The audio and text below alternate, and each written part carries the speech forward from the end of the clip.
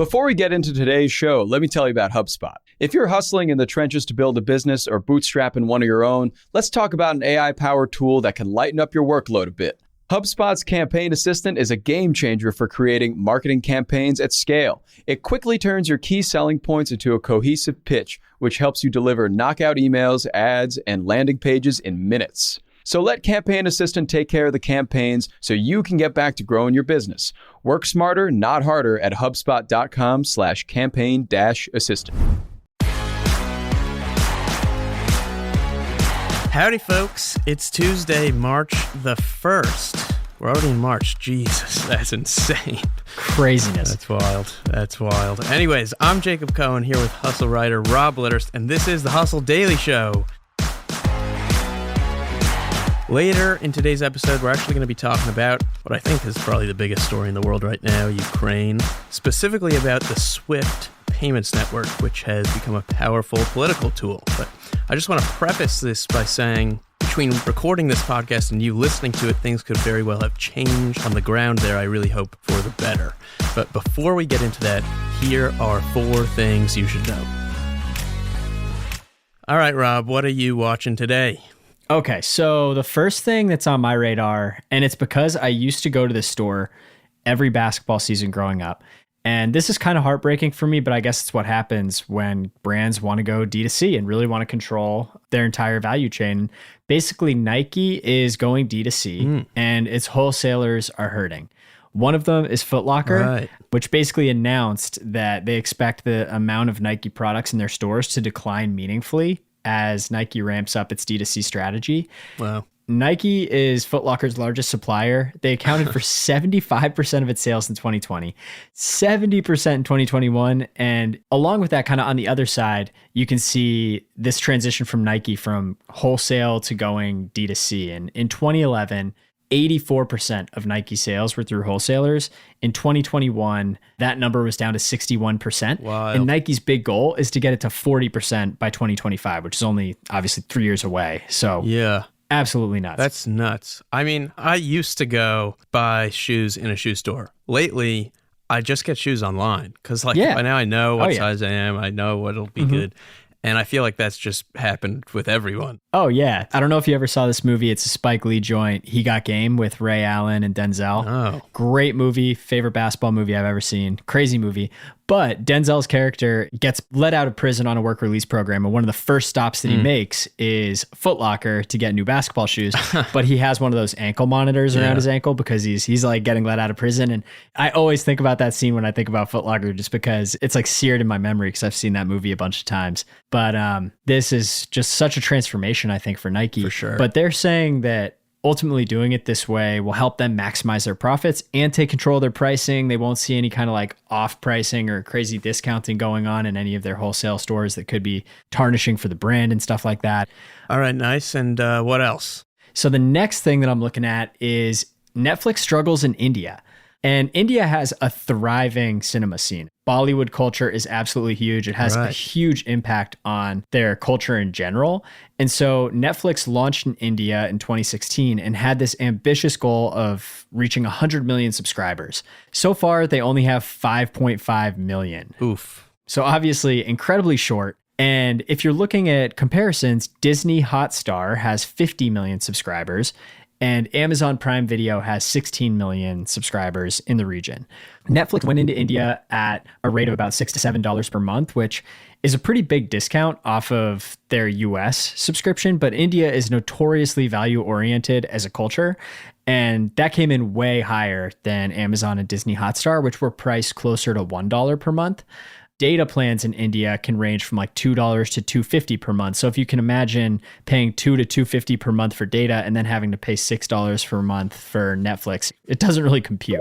Yeah, that's insane. All right, I am watching the return of the theme park. Nice. Basically, the 5 largest theme park operators reported over $11 billion in fourth quarter 2021 revenue, higher than the combined revenue for the same quarter in 2019. So we're talking pre-COVID. No way. Yeah, we're talking pre-COVID. That's big deal, right? SeaWorld said per capita spending in the park was up 22% compared to 2019 levels. So, I mean, to be honest, that just sounds like a nice corporate way of saying they're charging fewer visitors more money. Right. To note, I will say SeaWorld actually just tried to buy Cedar Fair for $3.4 billion. Wow. So I've never even heard of Cedar Fair. That is wild. I know. I think I was just reading one of the main concert operators was saying they think this year's going to be like their biggest year ever. Definitely. The other thing I'm following is TikTok, as per usual. Interesting news, though, coming out of TikTok. They're already giving some users the ability to upload videos up to 10 minutes long. They've gone from 15 seconds to 30 seconds to 60 seconds to 3 minutes. Now, some users are able to do 10 minutes. And we've seen all these other companies, YouTube with Shorts, Instagram with Reels. We've seen all these companies invest in short-form videos, basically trying to copy TikTok. By the way, I thought you'd like this. I spent an hour on TikTok Sunday. The iPhone is about 6 inches in height. And I'm going to say, I think the average length of TikToks I watched was maybe 20 seconds. Okay. 3 TikToks a minute, or about 180 TikToks that I watched over the course of that hour. And with a 6-inch screen, that means I scrolled across about 90 feet of TikToks. 90 feet in TikToks. I like that. That's how you can measure how productive or unproductive you were on a Sunday. Exactly. Well done. Anyways, for more interesting things like a look at 3,000-year-old pants, a streaming site for music videos that have less than 1 million views, and an article on how to make writing more readable, check out today's email. And now, let's talk about Swift. Okay, so if you've been reading the news at all over the last couple of days, you've probably heard of these SWIFT sanctions that are being imposed on Russia. So SWIFT, for the uninformed, stands for Society for Worldwide Interbank Financial Telecommunication, which ultimately SWIFT is a messaging system that provides transaction instructions for international transactions among banks. And basically, like if you think about what was happening before SWIFT, anytime anybody wanted to transfer funds internationally, they had to use this system called Telex, which required people to essentially transcribe the transactions manually using kind of like full sentences. It was basically like a free form field, if you can think about that. And the person on the receiving end essentially would receive that, and it kind of depended on the person on the receiving end's proficiency in your language and understanding what you meant for the transaction to go according to plan, right? So ultimately it opened the door to a ton of human error, really long processing times.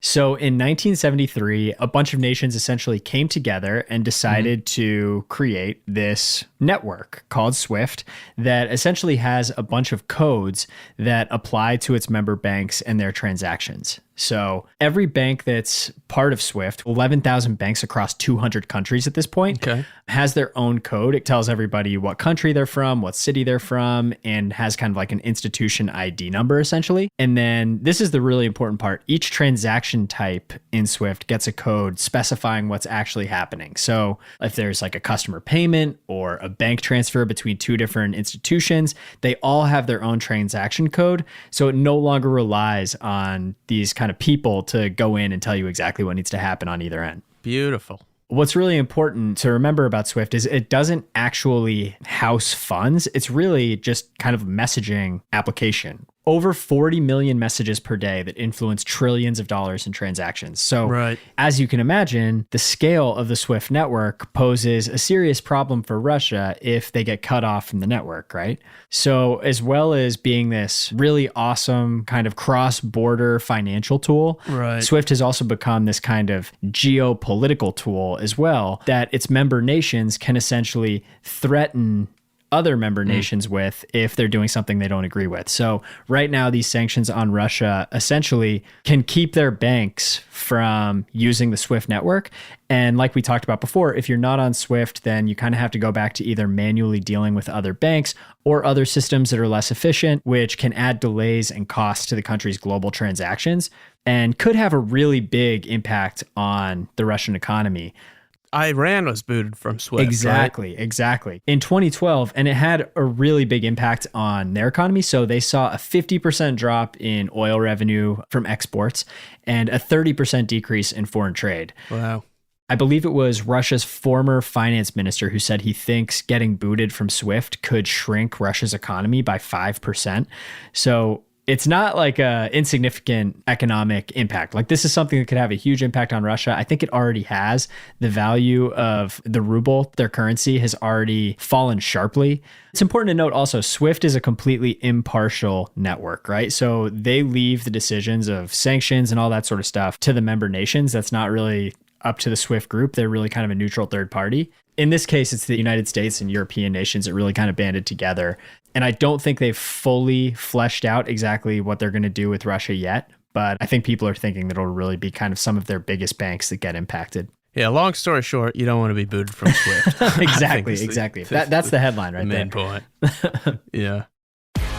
All right, bada bing, bada boom. That's it, folks. For more on the Hustle's tech and business coverage and links to all kinds of cool stuff from around the web, check out our newsletter at thehustle.co. Thank you to our behind-the-scenes producers, Darren Clark and Matthew Brown. I'm Jacob Cohen here with Hustle writer Rob Litterst.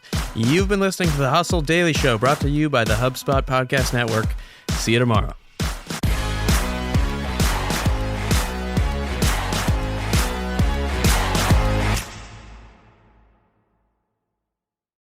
Hey guys, if you listen to the Hustle Daily Show on Google Podcasts, we want to let you know that the option will no longer be available pretty soon. Google is sunsetting its podcast app sometime in early 2024 in favor of YouTube Music, and we want to give you a heads up before it's too late, since that time's almost here. The Hustle Daily Show is available everywhere and anywhere that you listen to podcasts, like Apple Podcasts and Spotify. If you're using YouTube Music, we are there as well. If you're an Android fan, there are plenty of apps like Overcast, Pocket Casts, Player FM, and more. So just search for us wherever you decide to listen to your favorite podcasts.